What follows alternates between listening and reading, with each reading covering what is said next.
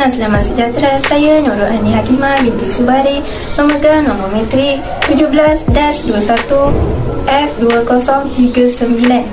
Hari ini saya ingin membentangkan tentang etika dan peradaban di tanah Melayu pada era kolonial. Maksud kolonial, ungkapan era kolonial adalah tahap pendudukan, penempatan, penubuhan, pentadbiran dan penguasaan suatu wilayah di tangan sekumpulan peneroka asing. Ia secara langsung berkaitan dengan proses sejarah penjajahan. Dalam definisi asasnya, penjajahan menganggap pendidikan wilayah tak oleh kumpulan manusia yang menyediakan syarat untuk perkembangan baru. Seterusnya, perubahan dari segi budaya. Budaya membawa maksud cara hidup sebuah masyarakat, tamadun, peradaban dan kemajuan. Masyarakat Barat menganggap budaya masyarakat Timur mundur sehingga mereka juga telah terpengaruh dengan budaya Barat. Bandar-bandar yang wujud telah menjadikan masyarakat Melayu telah berubah. Seterusnya, pengkhususan pekerjaan. Terdapat 3 kaum yang ada di tanah Melayu pada masa dahulu, iaitu orang Melayu, Cina dan India. Serta pengkhususan pekerjaan ketiga-tiga kaum ini telah ditetapkan mengikut kaum masing-masing. Kaum Melayu. Pekerjaan orang Melayu adalah pertanian. Sebagai contoh, penanaman tebu, kopi dan penanaman padi sawah. Yang berikutnya, orang Cina. Pekerjaan orang Cina adalah pelombongan. Sebagai contoh, pijit timah. Dan berikutnya adalah India. Pekerjaan orang India adalah pertanian. Sebagai contoh, menoreh getah di ladang. Akhir sekali adalah penutup. Sistem ekonomi kolonial yang diperkenalkan British di Malaysia telah memberi kesan dari segi politik pula telah memberi kesan dari segi politik, ekonomi dan sosial. Jika dilihat, dasar penjajahan kuasa British telah mempertingkatkan sektor ekonomi seperti industri biji timah, getah, pertanian, perlombongan dan perdagangan. Sekian, terima kasih daripada saya. Hai, Assalamualaikum dan selamat sejahtera. Nama saya Julia Masrura binti Johari, nombor metrik 17-DAS21F2037. Hari ini saya akan membincangkan tentang etika peradaban di tanah Melayu pada masa era kolonial. Apa maksud kolonialisme? Kolonialisme adalah sistem dominasi politik dan ketenteraan di mana sebuah kuasa yang dikenali sebagai metropolis menjalankan kawalan formal dan berlangsung ke wilayah lain. Kolonialisme juga disebut kecenderungan untuk menubuhkan dan mengekalkan koloni. Oleh itu, kolonialisme menyeratkan penguasaan dengan kekuatan penduduk tempatan dari wilayah-wilayah atau negara lain, asing atau jauh ke kuasa penjajah, dan penempatan penjajah di wilayah yang baru ditakluki. Dalam penjajahan, kekuasaan yang bersangkutan menundukkan orang lain kepada sistem politiknya, institusi-institusinya, budayanya, bahkan bahasa dan agamanya, dan mengurus dan mengeksploitasi sumber ekonominya. Dengan cara ini, dalam sistem penguasaan kolonial, wilayah kolonial bergantung sepenuhnya pada metropolis dalam hal politik, ekonomi dan ketenteraan, dan tidak menikmati kebebasan atau hak penentuan nasib sendiri. Sebenarnya, penduduk tempatannya secara amnya tidak mempunyai hak yang sama dengan penjajah. Struktur politik pula. Struktur politik masyarakat tradisional sebelum kedatangan British adalah berbentuk feudalisme. Sistem ini telah memberikan kuasa mutlak kepada raja atau sultan. Masyarakat feudal sangat memerlukan perlindungan dan perhubungan peribadi yang saling bergantungan antara yang kuat dengan yang lemah. Dan dalam masyarakat ini, setiap orang terikat dengan sistem itu. Namun, kesan daripada kolonialisme British telah menyebabkan kuasa raja menjadi terbatas kepada penasihat agama dan adat istiadat orang Melayu. Hal ini dapat dibuktikan melalui perjanjian Pangku 1874 menyebabkan kehilangan kuasa oleh Raja Muda Abdullah dari Perak. Keadaan ini sekaligus memperlihatkan kehilangan kuasa raja dan pembesar serta perubahan struktur sosioekonomi masyarakat tradisional tempatan. Kesan yang jelas dapat dilihat dalam aspek penguasaan ekonomi oleh raja. Ketika dahulu, raja adalah pemilik tanah dan penguasa ekonomi kerana memiliki tanah dan boleh mengurniakan tanah kepada sesiapa yang dikehendakinya, terutamanya pembesar. Keadaan ini telah memberi faedah kepada sultan atau raja hasil daripada pungutan cukai. Hal ini dapat dibuktikan apabila Sultan Abdullah di Perak menyewakan hak memungut cukai di muara sungai Perak sebanyak 24,000 setahun dan Menteri Larut ketika zaman kemuncak pemerintahannya pada tahun 1870-an sehingga 1872 mendapat 180,000 setahun daripada lombong-lombong di Larut. Kehadiran kolonialisme British telah menghakis pembesar dan sultan dalam pemilikan tanah dan penguasaan ekonomi masyarakat setempat. Hal ini rentetan daripada pengenalan dasar ekonomi yang berbentuk bebas atau lebih dikenali sebagai dasar laissez-faire. Keadaan ini telah menyebabkan kemasukan pelabur-pelabur asing untuk melabur dalam sektor ekonomi yang berkembang seperti perlubungan dan perladangan bagi tujuan ekspor. Perkembangan ini telah mendorong pemoderan mendesak British supaya campur tangan di negeri-negeri Melayu seperti Perak, Selangor dan Sungai Ujong sekitar tahun 1875. Fenomena ini menjadi tunjang kepada kehilangan kuasa pembesar dan raja. Dan jika terdapat kuasa, mereka hanya berkuasa memungut cukai untuk British dan mereka diberikan gaji atau allowance. Penjelasan ini jelas mengungkapkan kolonialisme British telah mengehadkan kuasa sultan dan pembesar dan mengubah struktur politik masyarakat tradisional tempatnya kerana tampuk pemerintahan dikuasai oleh British. Rumusan. Sememangnya kesan daripada kolonialisme British telah memberi perubahan ke atas struktur sosioekonomi masyarakat tradisional tempatan. Kedatangan British secara langsung atau tidak langsung telah melemahkan kekuasaan sultan dan pembesar. Dasar-dasar yang diperkenalkan oleh British seperti sistem residen dan undang-undang tanah memperlihatkan kerakusan British dalam mengeksploitasi ekonomi dan menguasai politik memberi kesan ke atas struktur masyarakat federal. Berikut adalah rujukan yang telah saya ambil. Sekian, terima kasih. Assalamualaikum warahmatullahi wabarakatuh dan salam sejahtera. Nama saya Nurhalinisa binti Muhammad Syahrudin, nombor matrik 17-21F2036 dari kelas DAS 1A. Seterusnya, saya akan menyambung penerangan mengenai etika dan peradaban di tanah Melayu pada masa era kolonial bagi bahagian pendidikan dan bagi bahagian pentempatan. Pada tahun 1874, British telah memperkenalkan pendidikan di tanah Melayu. Pendidikan ini telah dibahagikan mengikut struktur kaum terbesar di tanah Melayu. Sekolah Melayu pada zaman tersebut telah dikenali sebagai bersifat serba kekurangan. Mengapakah sekolah Melayu pada zaman kolonial dianggap sebagai bersifat serba kekurangan? Hal ini kerana pihak British ingin mengekalkan pendidikan orang Melayu dan mengekalkan cara hidup pendidikan orang Melayu yang telah serba kekurangan sejak seperti dahulu lagi. Dalam erti kata lain, tiada perubahan dalam pendidikan orang Melayu pada ketika itu. Seterusnya, pada ketika itu, British lebih mengutamakan pendidikan terhadap sekolah Inggeris dan sekolah Cina. Mesti anda semua tertanya mengapakah pihak British melakukan tindakan seperti berikut. Pihak British melakukan seperti berikut kerana terdapat kemajuan yang lebih baik pada sekolah Cina berbanding daripada sekolah Melayu. Sebagai contohnya, terdapat penubuhan sekolah-sekolah swasta di kawasan bandar bagi orang Cina berbanding daripada orang Melayu pada ketika itu. Sistem pendidikan orang India sama saja seperti sistem pendidikan orang Cina, cuma terdapat perbezaan dari segi bahasa dalam sesi pengajarannya. Selain itu, anda juga mesti tertanya-tanya mengapakah penubuhan sekolah India juga dilaksanakan pada zaman itu.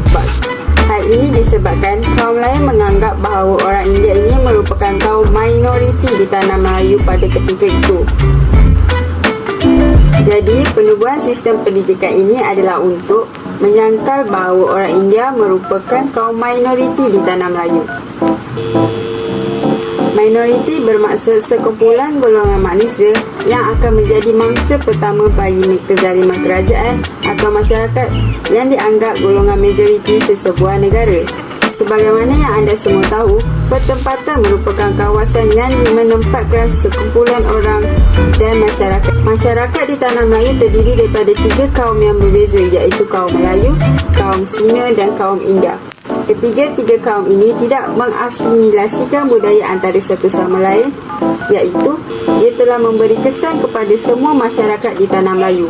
Ini akan menyebabkan ketiga-tiga kaum ini hidup secara berpisah antara satu sama lain, yang disebabkan oleh dasar pecah perintah yang telah dilaksanakan oleh pihak British pada waktu itu. Tambahan pula, melalui dasar ini juga, pihak British telah menentukan peranan dan kawasan bagi setiap kaum. Mengapakah pihak British melakukan tindakan sedemikian? Hal ini kerana pihak British tidak mahu ketiga-tiga kaum ini berinteraksi. Di samping itu juga, mereka bimbang akan ketiga-tiga kaum ini akan bertindak untuk menentang mereka jika kaum-kaum tersebut bersatu padu. Jadual berikut menunjukkan kawasan yang telah ditentukan oleh pihak British daripada masyarakat Tanah Melayu pada waktu itu.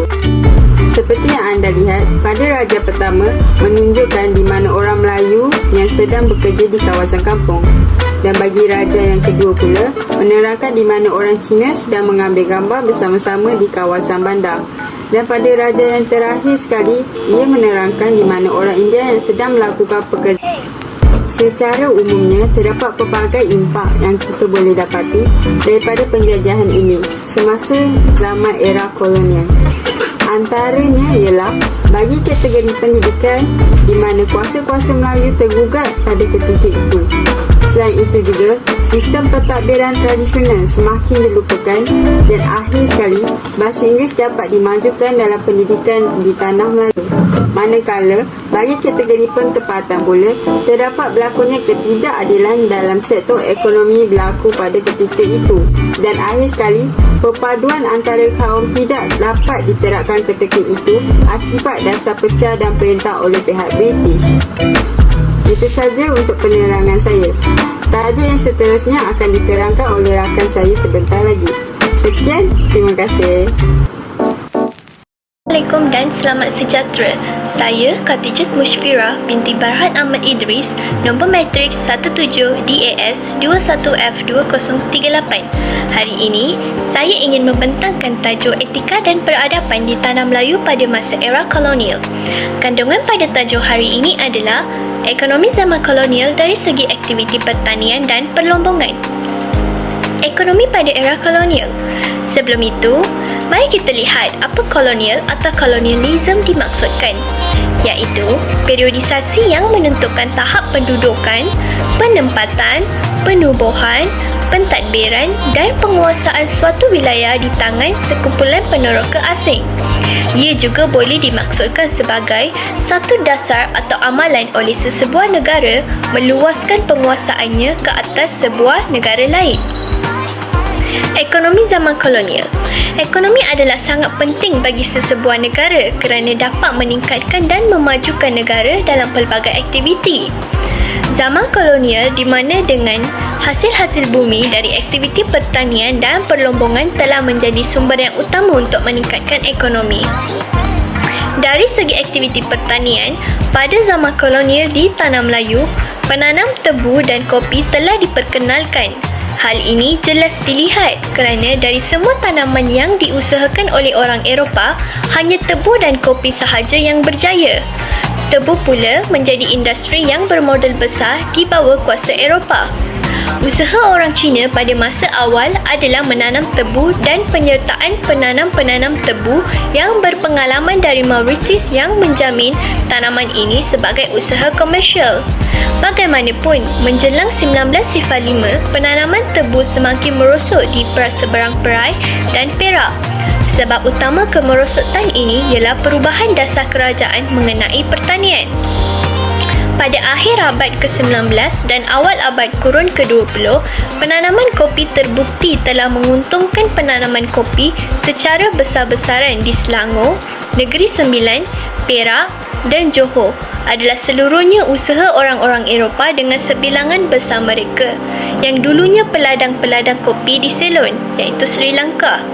Kopi pula telah menjadi sebagai tanaman komersial pertama yang boleh hidup dengan baik di kebanyakan tempat di Tanah Melayu.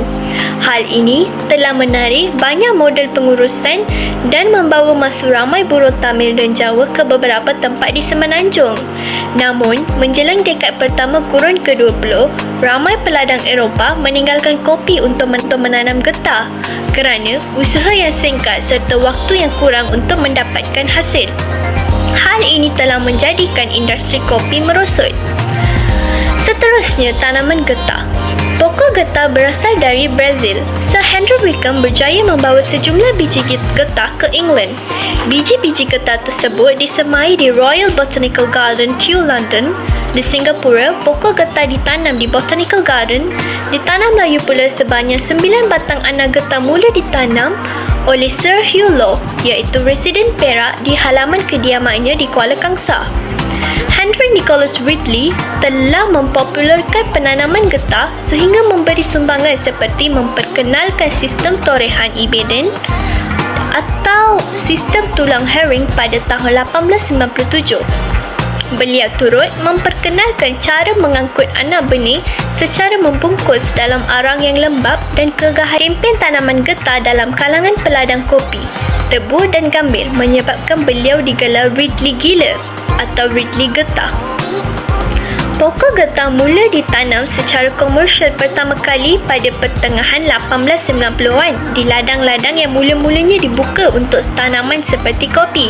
Para peladang kopi yang mempunyai sumber modal sedia, tenaga pengurusan serta buruh dari India yang dibawa masuk adalah yang mula-mulanya mencuba menanam getah disebabkan kemerosotan harga kopi. Getah menjadi tanaman yang ideal bagi memenuhi keperluan Eropah. Peningkatan permintaan dan harga getah yang tinggi bagi menampung pembuatan tayar, banyak syarikat ditubuhkan untuk menanam getah yang ditaja oleh firma-firma besar di Singapura seperti Guthrie dan Harrison and Crossfield. Seterusnya, tanaman padi, gambir dan cengkeh. Padi merupakan salah satu tanaman yang diusahakan dengan ditanam secara bendang. Tokoh agung Melayu seperti Zainal Abidin Ahmad atau dikenali sebagai Zabah pernah mengusahakan tanaman padi dan beberapa jenis tanaman lain ketika beliau masih kecil dan seringkali membantu ayahnya menanam padi. Pengeksploitasian ekonomi berlaku terutamanya dalam perusahaan padi khususnya hanya menguntungkan pihak kolonial, manakala masyarakat setempat pula terus ditindas dan berada di takhta lama. Pihak British pada zaman kolonial menyebabkan orang-orang tempatan hilang kekuasaan dan makin terhapus. Hal ini disebabkan oleh dasar yang dilakukan oleh British yang membawa masuk orang Cina dan India untuk penanaman getah serta lombong biji timah. Padi pada zaman kolonial adalah untuk membekalkan makanan kepada penduduk tempatan. Padi juga penting bagi British kerana merupakan makanan pekerja-pekerjanya. Selain itu, gambir dan cengkeh juga turut diperkenalkan pada zaman kolonial. Pengeluaran pertanian secara ladang yang pertama di Malaya ialah ladang rempah ratus dan gambir. Tanaman lain pula termasuklah tebu di seberang perai pada tahun 1850-an, ubi kayu, kelapa dan kopi. Berdasarkan analisis yang dibuat, British hanyalah menggunakan orang Melayu untuk kepentingan mereka sendiri supaya orang Melayu tidak berkembang pemikiran mereka dengan membuat dasar pecah perintah seperti orang Melayu mengusahakan padi di kawasan pedalaman.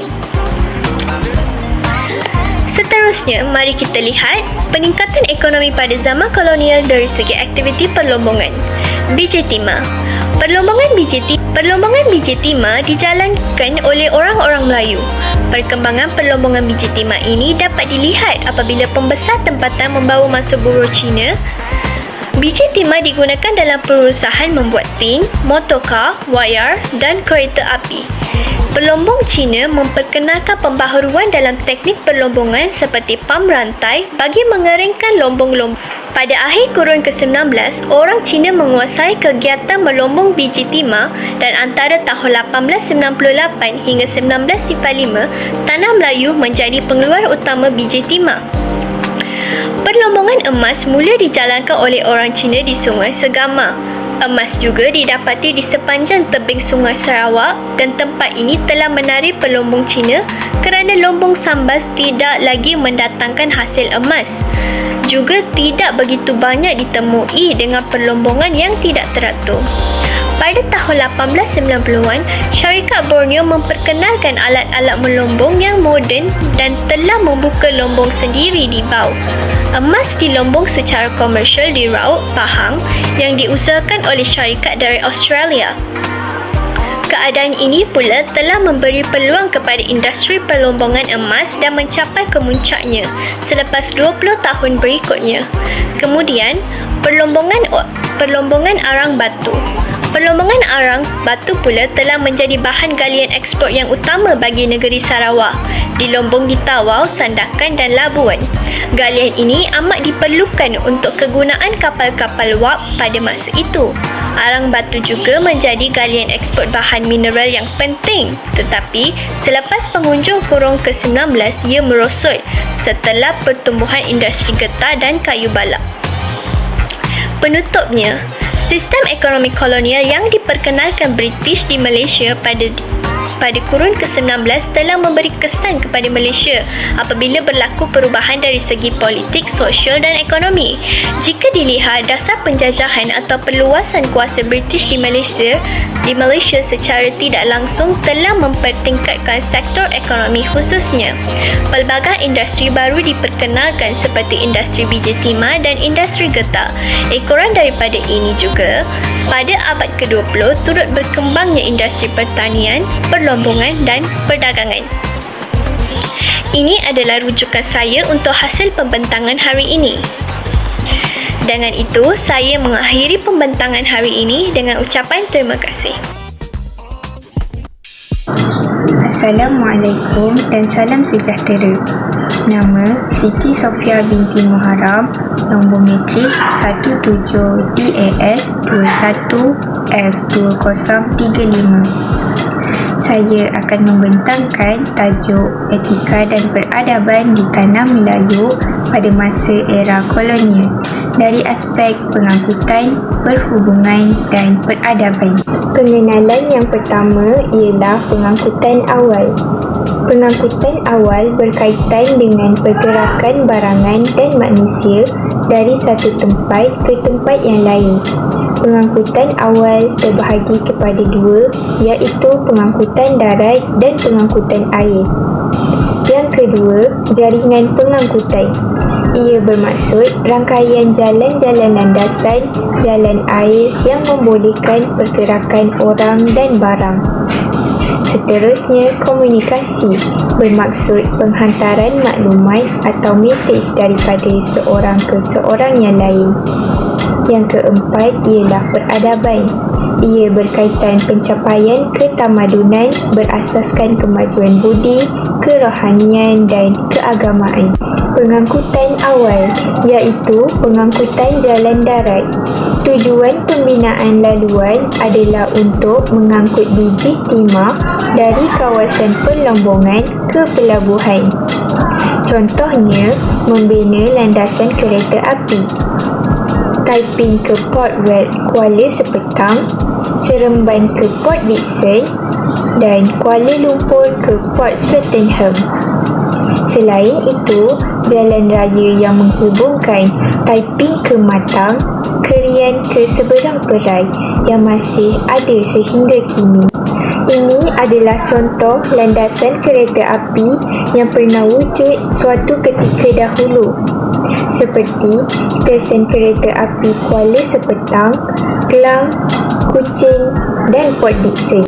Ini pula adalah contoh raja pengangkutan darat selain daripada landasan kereta api, seperti bas, lori, kereta lembu, kereta api dan kereta. Seterusnya adalah huraian bagi pengangkutan jalan air. Pengangkutan air melalui sungai dan pelabuhan adalah penting. Hal ini kerana tongkang dan kapal susur pantai digunakan untuk mengangkut bekalan makanan, jentera dan buruh. Manakala kapal wap membawa hasil seperti biji timah dan getah ke negara penjajah. Selain itu adalah bagi kemasukan buruh asing dari India dan China. Membuka beberapa buah pelabuhan seperti Pelabuhan Pulau Pinang, Port Swettenham, Port Vale dan Port Dickson. Akhir sekali, kepentingan pengangkutan jalan air adalah pusat untuk mengimport barang buatan dan perkakas kilang. Di sini saya sertakan 3 gambar contoh pelabuhan di Tanah Melayu pada masa era kolonial, seperti Pelabuhan Pulau Pinang, Pelabuhan Swettenham dan Port Dickson. Komunikasi dan perhubungan awal. Memulakan perhubungan awal melalui pos dan telegraf. Seperti perkhidmatan pos pertama di Pulau Pinang pada tahun 1826, manakala sistem telegraf pertama digunakan di Perak pada tahun 1876.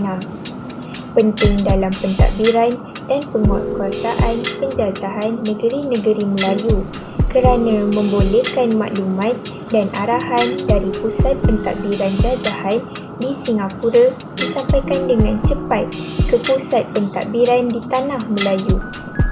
Perkhidmatan telefon diperkenalkan di negeri-negeri Selat pada tahun 1886.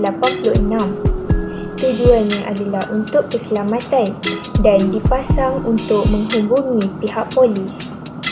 Berkembang untuk tujuan pentadbiran digunakan peniaga, pemodal dan pengusaha estet yang memerlukan maklumat dengan cepat. Peradaban pada era kolonial. Antara peradaban yang diamalkan pada masa era kolonial di Tanah Melayu ialah makan dengan menggunakan sudu dan garpu, manakala cara pemakaian dikategorikan kepada 2 jantina, iaitu bagi lelaki, baju labuh berkola dengan kain sarung atau pakaian kot dan kemeja. Bagi perempuan pula, memakai kain sarung batik lasem dan baju kebaya pendek bersulam. Di bawah saya sertakan beberapa keping gambar sebagai rujukan. Akhir sekali adalah rumusan bagi tajuk yang dibentang. Pertama, keperluan terhadap pengangkutan dipengaruhi oleh faktor ekonomi dan dasar penjajah.